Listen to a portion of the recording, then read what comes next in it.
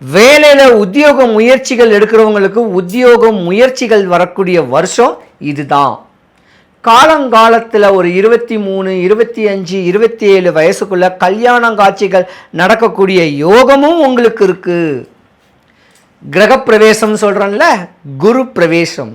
அந்த குரு உங்கள் ராசியில் பலமாக வராரு. புதனுக்கும் குருக்கும் நட்பு தான். ஏதாவது இப்போ சாதாரண டீச்சராக இருந்தீங்கன்னா ப்ரொஃபஸர் ஆகிறதுக்கான ஒரு வாய்ப்பு இருக்குது. ப்ரொஃபஸரு பெரிய லெவலுக்கு உண்டான ஒரு பதவி வர்றதுக்கான ஒரு வாய்ப்பு நிறையா இருக்குது.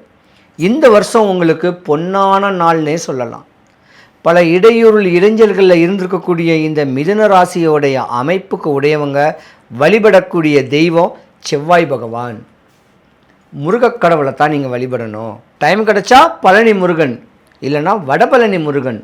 முருகனுக்கு 1000 கோயில் இருந்தாலும் வடபழனி முருகன் கோயிலுக்கு ஒரு தனி சக்தியே இருக்குது. ஏதாச்சும் செவ்வாய்க்கிழமை வந்துட்டு போங்க, முருகா என்னுடைய இவ்வளோ கவலை இருக்குது, இவ்வளோ கஷ்டம் இருக்குது, இந்த 2025 நான் பீட் பண்ணணும், நிலம் வாங்கணும், நகை வாங்கணும், மண் வாங்கணும், பொண்ணு வாங்கணும், இப்படி ஆசைகளில் நிறைய தெளிவான அமைப்பில் பக்குவம் பண்ணிக்கிட்டு எம்பெருமானை வழிபட்டுக்கிட்டு இந்த வருஷம் வந்தீங்கன்னா உங்கள் வாழ்க்கை பொன்னான ஒரு வாழ்க்கையாக இருக்கும்.